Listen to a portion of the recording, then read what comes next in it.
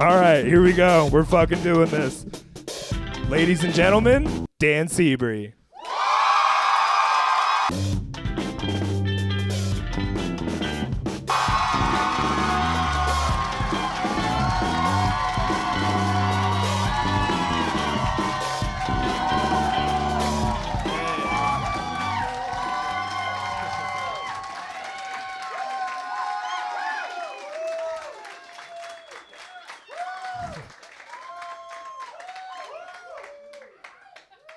I actually have tinnitus. That was fucked up. That. Hey, everybody, how we doing tonight? Hell yeah! Before we get started, please give it up for Bridget and Ian, please. Oh my God, are you kidding me? They're so funny. Dude, they've been so good. All these shows, but dude, Ian's so fucking funny. I love him so much. He's so funny. I was in the back cackling. I was like, man, whoever's got to go up next is fucked. And then I saw the poster. I was like, oh, shit. It's me. All right, now, we're going to have a good time. Bridget was amazing, too. Give it for Bridget one more time. Come on. Thank you, guys. Thank you. All right. I'm very excited to be here. I'm gonna be honest, okay? I'm a little nervous, all right? Because, look, I'm not from here. I'm originally from Dayton, Ohio. Yeah, okay. A couple of people had sad childhoods, too. That's cool. But you could tell I'm from Dayton because I look poor and talk stupid. But I like being from Dayton. But if you don't know much about Dayton, Dayton for 10 years in a row was the heroin capital of the country. Yeah, so not a sleepy town, but it was not enough for sure. So like I'm not from here. So like if I perform stand up like a place I'm not from, I get like a little nervous in my own head, you know, because I'm like, man, will the people in this town think I'm funny? Will they understand the way I view the world? Will they get my jokes? You know, that's like a fear I like legitimately have. But on my way to the club today, I had to stop and get gas, and I pulled over and I saw somebody smoking at the pump. I was like, I'll be all right. You guys fucking get me. So we're gonna have a kick-ass time. I'm really excited to be here. I am from Dayton, and I've lived in Columbus for like 5 years, and it took me a while to figure out like what do I love about living in Columbus, like what makes this place home for me, and I finally figured it out. After 5 years, my favorite part about living in Columbus is you can tell people you graduated from Ohio State, and they just believe you. It's crazy.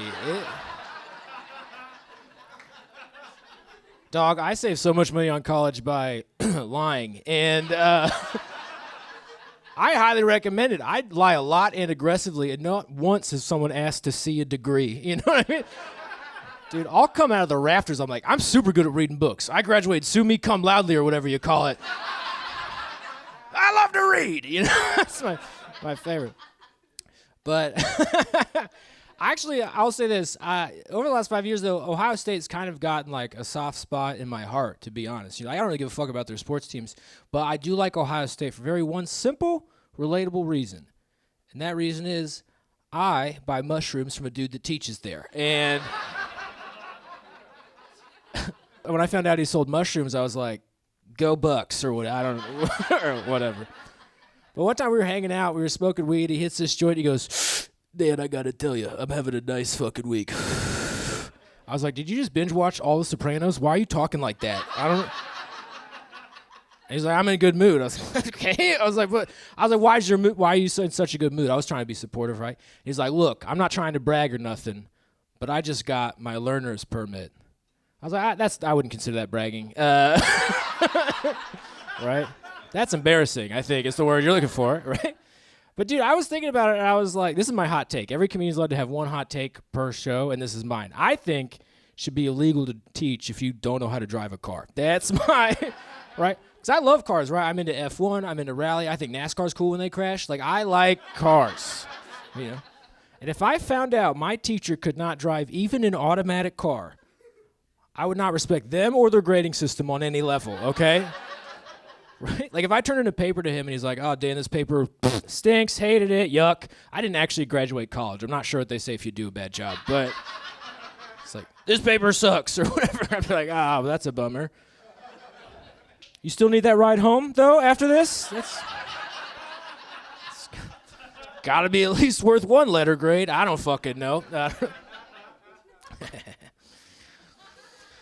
Yo, dude. Okay, so I did shows in Ann Arbor a few weeks ago. Not bragging, but I was doing these shows in Ann Arbor, Michigan. We did 6 shows over 4 days, and this is how the comedian introduced me every single show. He was like, "This next comedian coming to the stage is from Columbus, Ohio," and then everyone started to boo. And I don't know if you've ever been booed on your way into work before. Fucks your shift up a little bit, I'll be honest. And here's the thing, if I get booed and I earned it, fair enough, okay? That's on me. But like, look, I don't give a fuck about Ohio State, right? Like, I don't. They just booed me from a place I'm not even from. That's fucked up, right? And here's the thing. I like it when Ohio State loses, okay? I know it's controversial. Yeah, it happens one time a year, and teenagers get so fucking mad they flip cars. I think that's an interesting exercise of our freedom, and I like that. You know what I mean? Like, I like.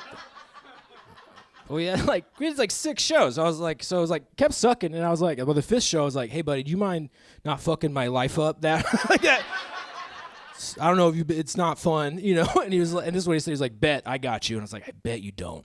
And and so this was his new introduction. Okay, he really thought about it for 5 seconds. He was like, this next comedian coming to the stage takes no prisoners. I was like, that's not better. That's right.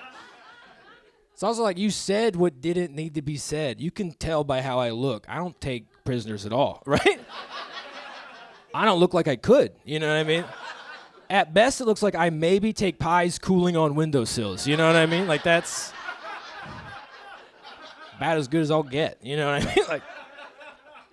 Look, I've got glasses, I'm chubby, and I got red hair. There ain't no fucking way I've ever been in the military, okay? There ain't no way I've ever been a cop, all right? The closest I've ever got to taking a prisoner is one time I did a bunch of coke, and then I had a conversation with somebody that did not do a bunch of coke.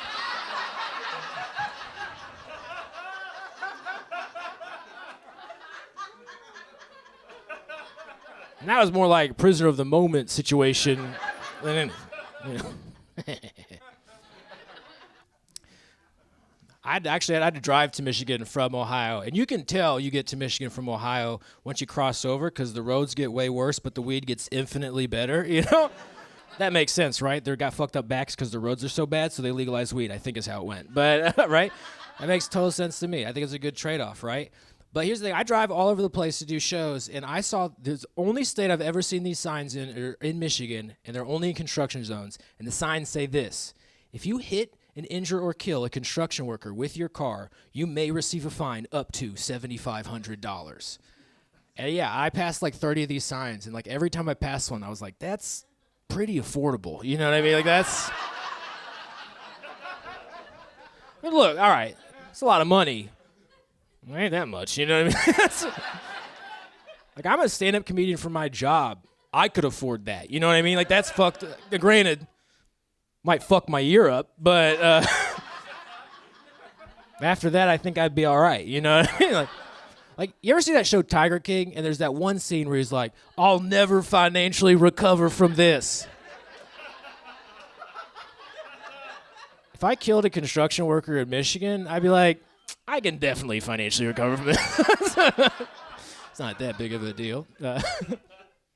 Also, I don't know if you heard what I said. It said may receive a fine up to $7,500, which means it could be less. That's so fucked up. Dude, imagine finding out your dad's not worth a used 2012 Honda Civic. Like, what the fuck? I'm sorry, Toyota Camry?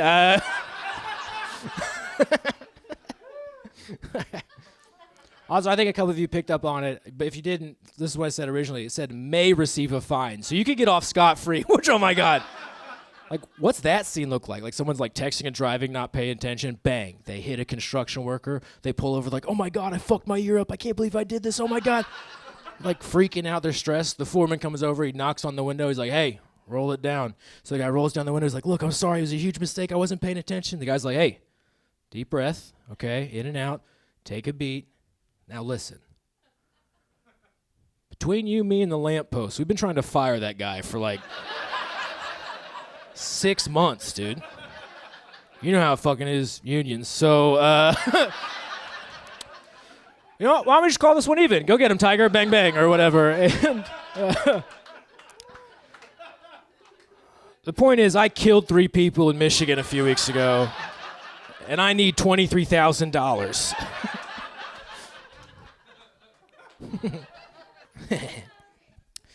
Oh, I forgot to. By the way, I just do a bunch of jokes in a row till I'm done. I have no segues. I have no themes. I'm not trying to make you smarter, better people, okay? That's just going to put that out there. Is that okay? Okay, cool. Next joke. You know how Hollywood's all out of ideas? So they're just making a bunch of prequels and sequels to movies that already exist? I love that kind of creativity, and I think we should start doing that with music, you know?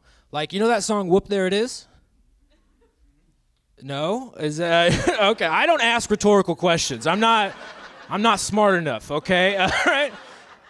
But you guys know that song, Whoop, There It Is, right? Yeah. I think there should be a prequel to that song called Dang, Where'd I Put It? And I feel like a lot of you aren't thinking hard enough. That fucking rules. Are you do you imagine being like, dang, where'd I put it? Whoop, there it is. You know what I mean? Like, I think that'd be sick as hell. I think that song's about keys. I'm not sure. But, dude, imagine if you're in the club, and I know this crowd, but imagine you're in a club, and you hear both those songs on 2 different floors, like back to back. That would be incredible. You'd be like, dang, where'd I put it? Whoop, there it is. Dude, that was terminally white. We're going to try that again or what? All right. Dang, where'd I put it? Whoop, there it is. Dang, where'd I put it? Whoop, there it is. Dang, where'd I put it? Whoop, there it is. Man, I'm gonna be real. In 2025, as a white person, that kind of power feels fucking dangerous. So, all right, this next one's about politics, but it's very funny if you're not a fucking baby.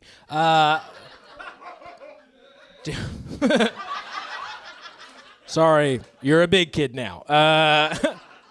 Dude, I think it's crazy that like 6 months ago, someone tried to shoot Trump, and then 3 days after it happened, the entire country was like, I don't really give a fuck about that, and then just moved on with our lives.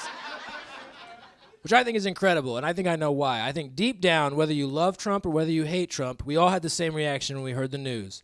And that reaction was, that took longer than I thought it was gonna. You know what I mean? Like, that's... Right? Whether you love him or hate him, I think we all kind of saw that for him. You know what I mean? Like...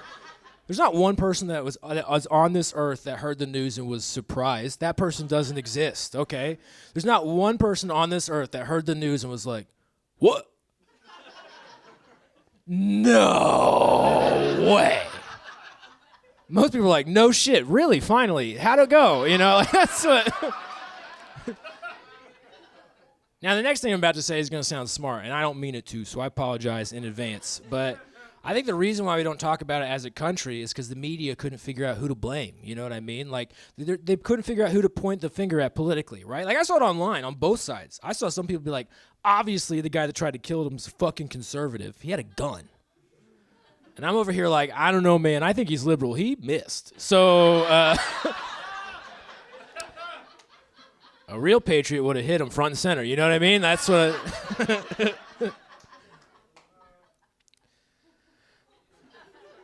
They never told us why that guy tried to kill Trump. We can figure it out. We've read the news. But they didn't tell us why, right? I do think it'd be funny if in like 5 years we find out that the guy that tried to shoot Trump also did it to impress Jodie Foster. I think that'd be pretty sick. This show is great, but the reactions are strange. I've never gotten at a Jodie Foster line before, and that feels pretty good. All right, if you haven't figured it out by context, clues, or general vibe at this point, I am bi, or as my mom says, a people pleaser, but I like being bi. Some people get uncomfortable when they find out I'm bi because they're, stupid, but so I understand. Some people get uncomfortable, so if you're a little uncomfortable right now, don't worry. This is what I got to say, all right? Listen, I'm not going to be bisexual at you, just around you, so it's, teach their own or whatever, But I like being bi. It's giving me confidence in myself, you know what I mean? Because, like, now I think I'm not afraid to die. And I know that's a weird angle to take. And here's why I'm not afraid to die is because I know what's going to happen to me when I die. And I know that's a lot of confidence coming from somebody with a nose ring. I understand that. But here's how I know what's going to happen to me when I die. I'm going to come back as a ghost. And how I know this is because every podcast I've listened to and every YouTube video I've watched has said the same thing. In order to come back as a ghost, you got to die with unfinished business. Dude, that's easy as the day is long. Are you kidding me? I'm a college dropout. I got leftover pizza in the fridge. I edged for like 20 minutes today. That means I jerked off and didn't come. But, so I got a lot of unfinished business in my life. And it will remain so, you know what I mean? And here's why I want to come back as a ghost, okay? Is because I want to haunt homophobic people. Yes, I'm very brave, thank you, yeah. Yes, I'm very brave. I have to already be dead to confront them. But, and not just like any run-of-the-mill homophobe like you, sir. I'm just kidding, I saw him blowing a guy earlier. He's a very good man. Is that like, finally, no. No. We all have dads. You guys know who I'm talking about, right? I'm talking about a very specific type of homophobe. The type of homophobe that says shit like this. I don't hate gay people. I just wish they wouldn't shove it down my throat. And every time I hear that, I'm like, why'd you have to say it like that, you fucking cock tease? Are you kidding me? Dude, that's a Freudian slip if I've ever heard one in my life. He's like, don't shove it down my throat. No, I don't know. Don't like spit on my asshole and shove it in raw Brokeback style. Either, please.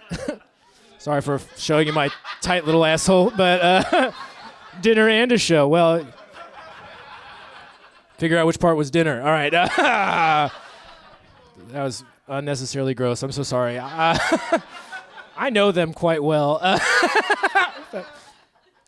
But so this is what I would do as like a ghost. Is like, you know how like ghosts, like I would really lean into my queerness like aesthetically. You know what I mean? Like, you know how most ghosts have like those cool Victorian dresses with like the big old hoop skirts? I ain't got the hips for that. So what I'm gonna do is I'm gonna be done up in like full 80s camp drag, like Divine, you know what I mean? I'm gonna have a huge beehive wig, stupid white dress. I'm gonna have eyeshadow down to my chinny chin chin. And this is gonna be my haunty move, okay? This is how I'm gonna haunt, all right? So what I'm gonna do is I'm gonna be chilled invisible style, waiting for these homophobes to go to bed. So like 9:45 or something like that.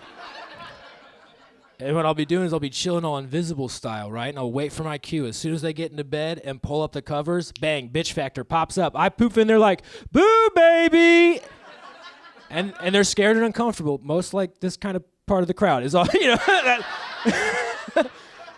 Right? But they freak out. They're like, oh my God, it's a ghost. And that's when my bitch factor kicks in. I'm like, I'm gonna stop you there. I actually identify as a phantom. Thank you very much. And yeah, before you ask, my pronouns are, was, were. I would appreciate it if you acknowledged me.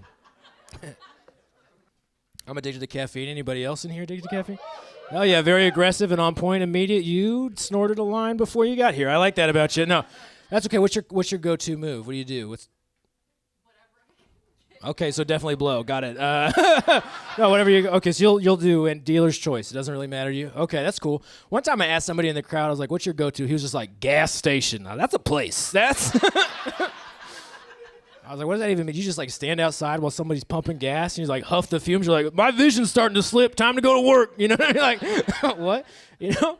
But it's okay. You do everything. Here's the thing. I'm mostly coffee. That's like my go-to. And here's the thing. I like energy drinks. I like the idea. I like the cans. I like the art. I like the flavor.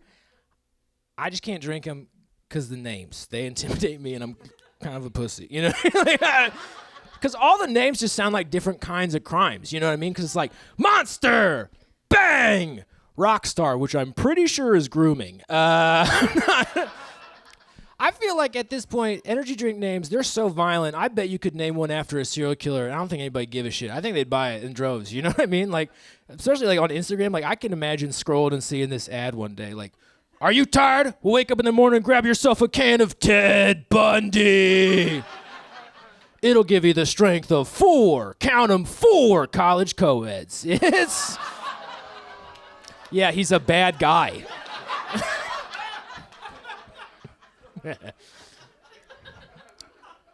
Let me know if you guys vibe with this idea. I think the people that drink a bunch of like Monster energy drinks and all that stuff, I feel like they're the same people that title all the videos on Pornhub. Does that make sense?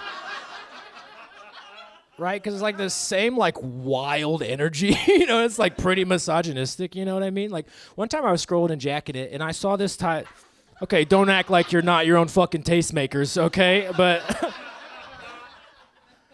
I was scrolling and jacking it and I saw this title of this video and the title was Dumb College Girl Gets Fucked. And I was like, whoa. Why she gotta be dumb? You know what I mean? Like, can't she just be a college girl that likes to get fucked? There's literally nothing wrong with that, right? Like, I graduated summa cum laude, and I don't understand. Also, it doesn't say community college girl. It's just like, all right.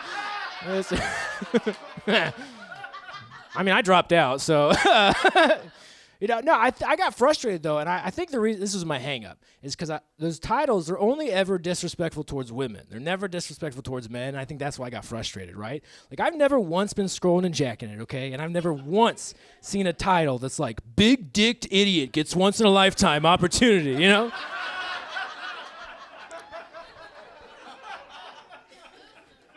She's usually like, this lady's got bills, or whatever.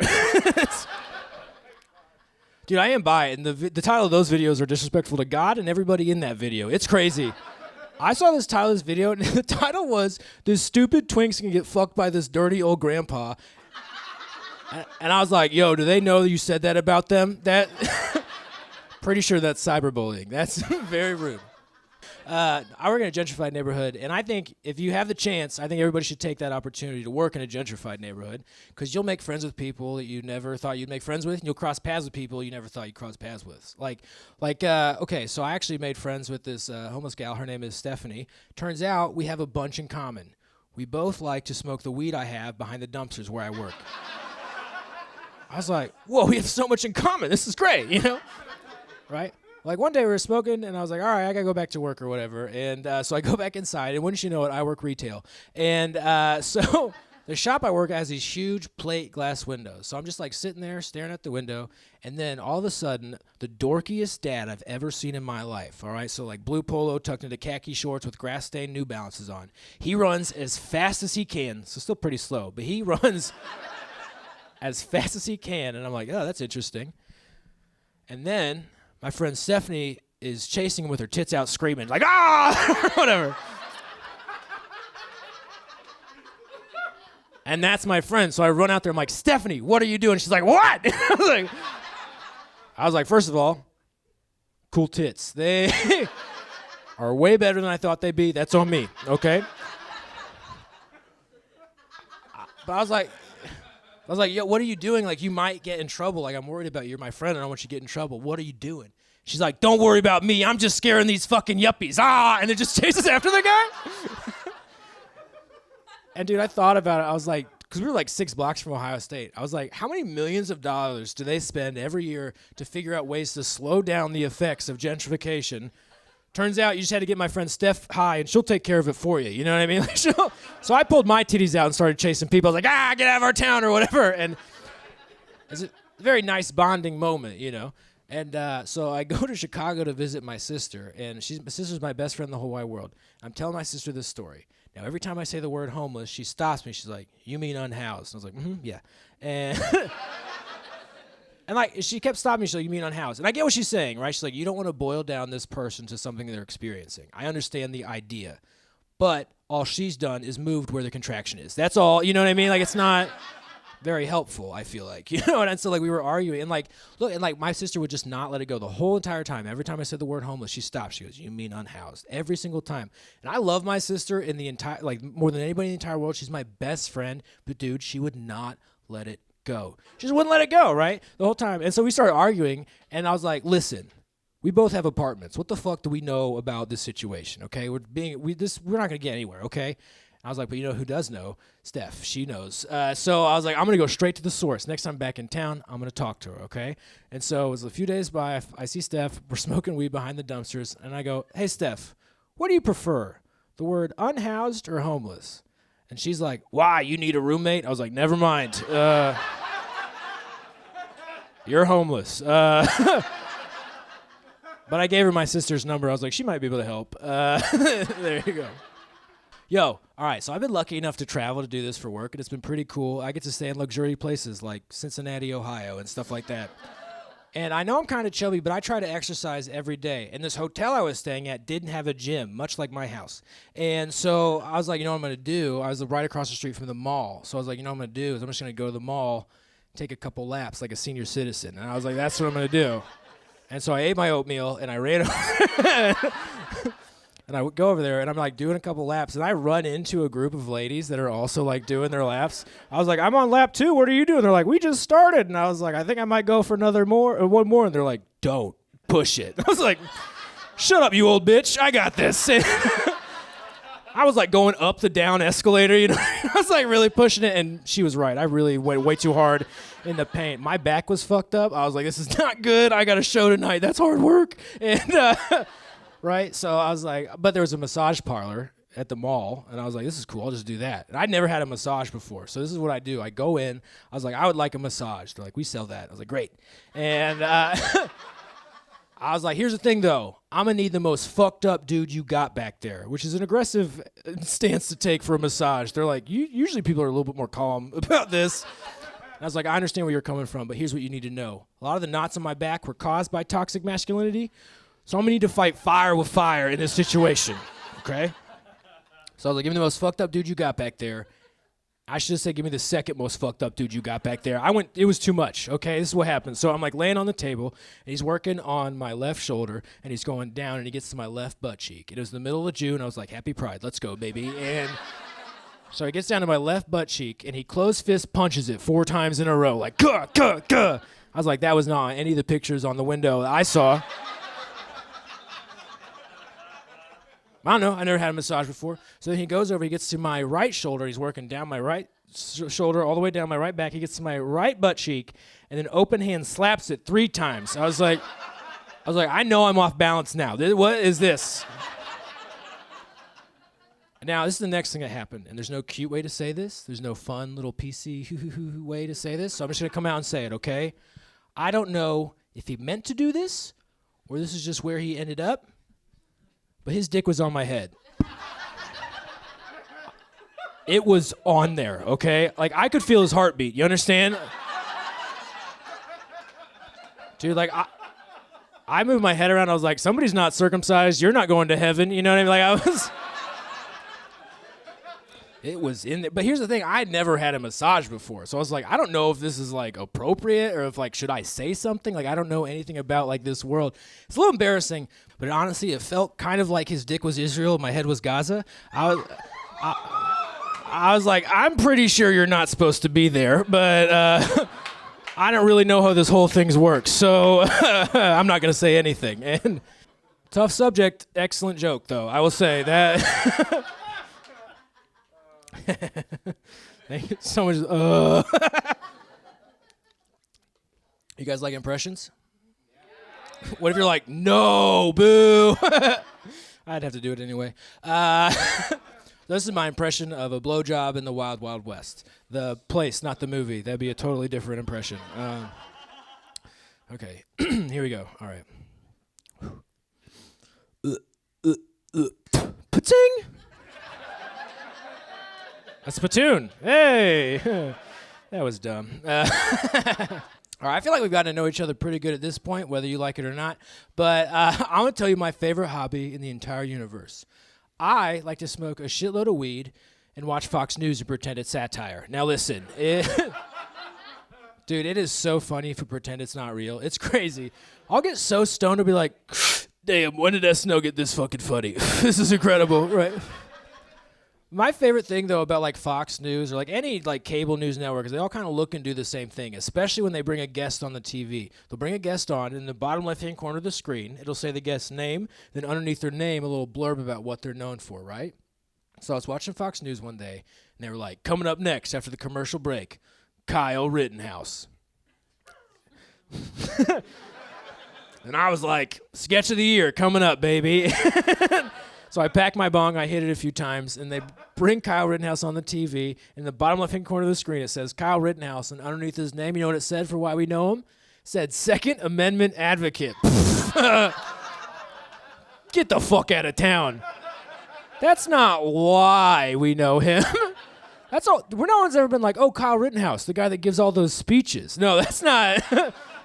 Do you understand how wild that is to put as a reason why we know him? That's like if CNN brought on Casey Anthony and was like, look, she's pro-choice. I don't know what to fucking tell you.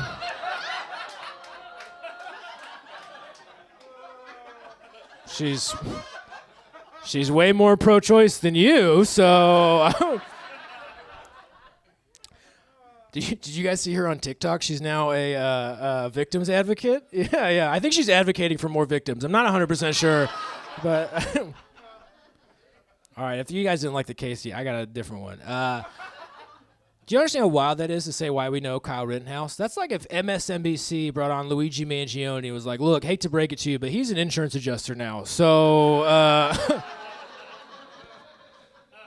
insurance adjusted or whatever the fuck, I don't know. I just got insurance. I don't really know how it works yet. But I think you have to kill a guy? No. My copay's out of control this year. I should have said deductible. Whatever. There's always next special. Yo, I was on YouTube the other day, and I found this out when I was watching YouTube videos. I don't know if you know this, but John Hinckley Jr. is out of prison, and he's just, like, playing the guitar, singing songs, and, like, making finger paintings and selling them on eBay. I'm in an active bidding war right now for a for a John Hinckley original. I feel like most people here aren't 50, so you have no idea who I'm talking about. It's okay. Don't worry, I will learn you. If you didn't know, John Hinckley Jr., he got arrested in 1981 for shooting President Ronald Reagan and doing a bad job. He got arrested for doing it, for not like how well he did it, but, right? Which that makes sense. You try and shoot the president, you go to jail. Totally makes sense. What I found out, though, is that he got released from prison in 1992. Reagan was still alive. That's fucked up. That's hilarious. But here's the thing. He didn't do anything bad. He hasn't done anything bad since, right? And so, like, now all he does is play the acoustic guitar and sing songs, and he puts it on YouTube, and he's pretty fucking good. I'm going to be honest. He is way better at singing songs and playing the guitar than he is shooting the president. I'll say that, objectively.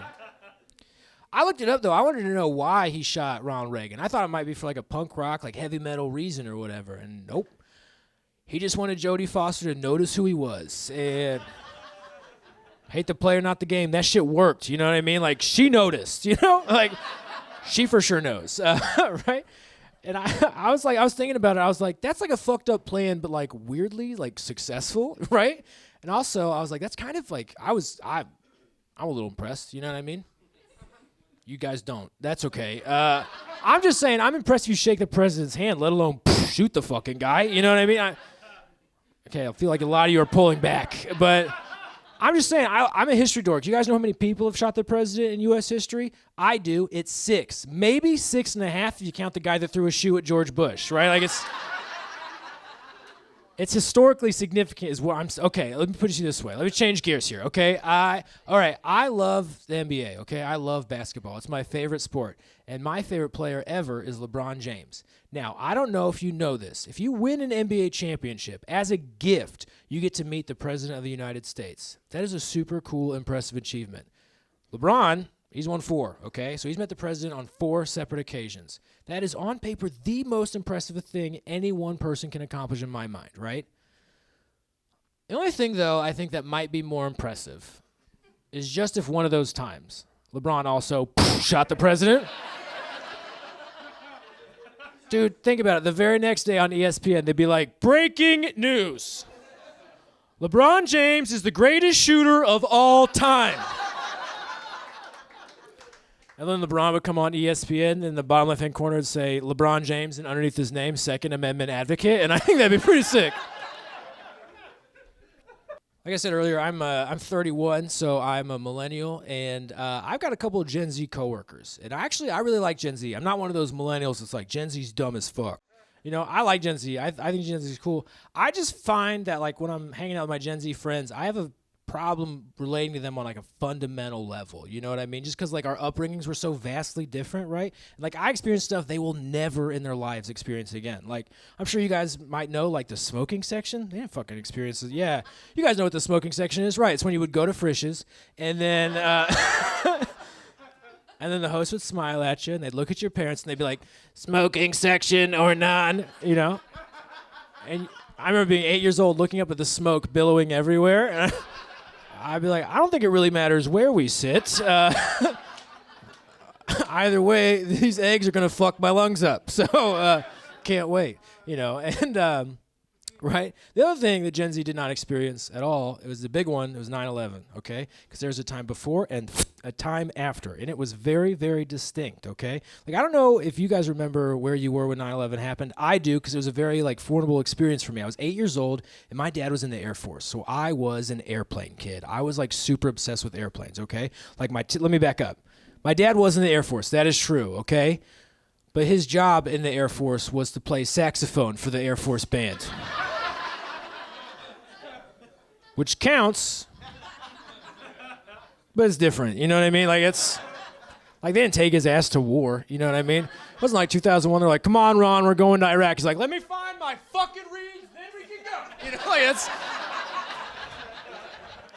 just on the battlefield blasting Careless Whisper. Are you kidding me? But this is a cool part about my dad's service, is that my dad, he did get to play saxophone at Bill Clinton's inauguration, which is cool. It's also where I think my dad got the idea to cheat on my mom. I'm not entirely sure.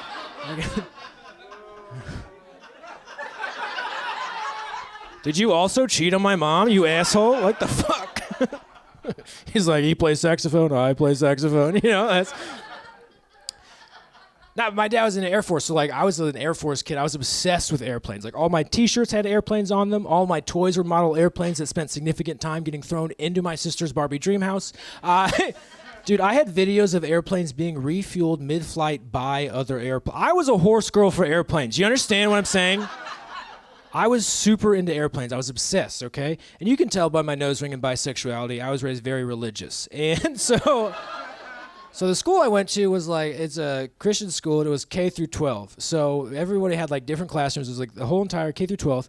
And so it was me and a bunch of our third graders. We were sitting in our little desks, doing our work. And our teacher's like, hey, kids, put down your books, stop reading. We're actually going to go upstairs and watch a video.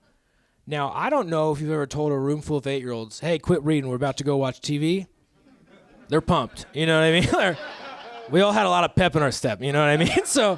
So we go upstairs, they sit us in a semicircle, and they wheel out one of those TVs on those big white carts, you know what I mean? Weirdly had the big strap, someone was gonna bust in and steal only the tube TV. Can anybody give me a hand with this? It's heavy, Right? So what they do is they wheel out the TV, and they turn it on, give us no heads up with what we're about to see, not even a check this shit out, nothing, right? They just turn on the TV and show 8-year-old me, who's obsessed with airplanes, the coolest shit I had ever seen in my entire life. I was like, God damn, I do that at home, that's crazy. I was like, that's a big smoking section. They got a Frisch's up there? That's nuts, right? But here's the thing, I was a smart 8-year-old. I was like, I've never seen this on any of the tapes I got at home. I'm probably never gonna see anything like this again. Boy howdy, to my surprise, but not even 3 minutes later, another one comes rip-roaring right through. I was like, what the fuck? Hey, yo, Teach, can I get a copy of this? I want to add it to my collection. This is crazy. And then our principal comes over, he turns off the TV, he's like, we've called your parents, they're on your way, they're gonna come pick you up, you're all gonna leave school early. All of us were like, this is the greatest day of our lives. We will never forget September 11th, 2001. But okay, this one's a story. I am very environmentally conscious, which is, I'm poor, I don't have a car. But I tell people I'm environmentally conscious. So what I do is I'll take Ubers all the time. And I like taking Ubers, and I'm very appreciative of people that using their car to take me to work. But here's the thing I don't like about Uber. So when you call somebody up, and they'll be like, Tim, and then underneath the name in quotes, known for great conversation. Not this time, buddy. Hate to break it to you. Okay. But I'm still from the Midwest, so I'm overly polite, so I don't want to be rude. So this is what I do is I get in the car, I let them start the conversation. Usually they'll be like, hey, how's your day going? And this is what I say every time. It's pretty good. I've just been thinking about how hot Frank Zappa is, and that ends pretty much any conversation. It's come in handy quite a few times, right? And now, me and my buddy, he was up here a few months ago. We were drinking at a bar, and we get wasted. We're like, let's be responsible. We're both poor. Let's call an Uber. We got a little extra scratch. So we called an Uber, and then the Uber driver, they pick us up. We get in the back. No big deal, right? But we're driving down, whatever, bullshit in the back. And then all of a sudden, this guy darts out in the middle of the street. and our Uber driver slams on the brakes. Our heads go forward, and they slam back. We're like, okay, cool. Happens all the time. No big deal. Then our Uber driver's like, whoo, thank God I stopped. Otherwise, that would have been pretty bad. Like, well, I'm glad we're on the same page about vehicular manslaughter. That's pretty cool. But, like, whatever. That stuff happens. It's no big deal. People run out in traffic all the time. No big deal. Nobody got hurt. I'm fucking tipping 20%. I don't give a shit. No big deal, right? And then, like, a couple minutes later, fully unprompted, this is what she says. She's like, 17 years ago, I hit and killed a man with my car while driving. Yeah, you know how uncomfortable you feel right now? Imagine that same feeling, but condensed down into a Nissan Sentra, okay? Very uncomfortable, right? But that's like a weird thing to see. We were like, does Uber know? Like, I feel like they should know that information. And then, but like, whatever, no big deal. And my best friend, I love him to this day, he said this, it was the funniest thing I've ever heard in my entire life. He was drunk as fuck, and he's a Gemini, so he kind of talks shit when he shouldn't. He was like, well, did you mean to? Fair question, she brought it up, you know what I mean? That's totally fair. Right? And she's like, no, this is what happened. She was like, it was 17 years ago. I was 17 years old. I was actually working at McDonald's, and I ended up working a 16-hour shift. Now, had she ended the story there, I would have been impressed she only killed one person. You know what I mean? I'd be like, I would have hit like 19. That's crazy, right? And she's like, so what ended up happening is I worked a 16-hour shift. I was supposed to work an 8-hour shift, but it was a terrible blizzard, so the person that was supposed to relieve me didn't show up. The person that was supposed to come next didn't show up. The person that was supposed to come next didn't show up. I ended up working 16 hours. I did not get off work until 6 a.m. the next day. I was like, that's fucking crazy. It's such a long shift. So she's like, so it was a terrible blizzard. I was driving. I wasn't paying attention. I was really, really tired. I was 17 years old. This guy was dressed in all white. He walks out. Boom. Hit him. And we're like, do we still got a tip? Like that's a lot, And then, but that's like an intense thing. We're like, this is a 10-minute Uber. What the fuck is going on? And then she's like, but I found out I had to go to court like a month later. And when I went to court, I found out that 2 days before I hit him with my car, he got released from prison for being a pedophile. And I was like, hey, you should have said that part first, because that completely changes the vibe of the conversation 100%. If you go to any drunk 30-year-old, you're like, hey, you want to hear the story about how I killed a pedophile with my car? 10 times out of 10, they'd be like, yeah, that sounds pretty cool, actually. Pretty fucking sick. Tell me that story. And I think Uber could have used that, because in that way, when I call her up next time, it could be like, hey, it's Teresa, known for snuffing out evil. I think that'd be pretty sick. All right, guys, that's going to do it for me. Thank you very, very much. You guys are incredible. I love you. I'm going to be on the back patio smoking this joint if you want to come say what's up. I also have posters and postcards for sale if you want them. All right. I love you guys. Thank you very, very much. Good night.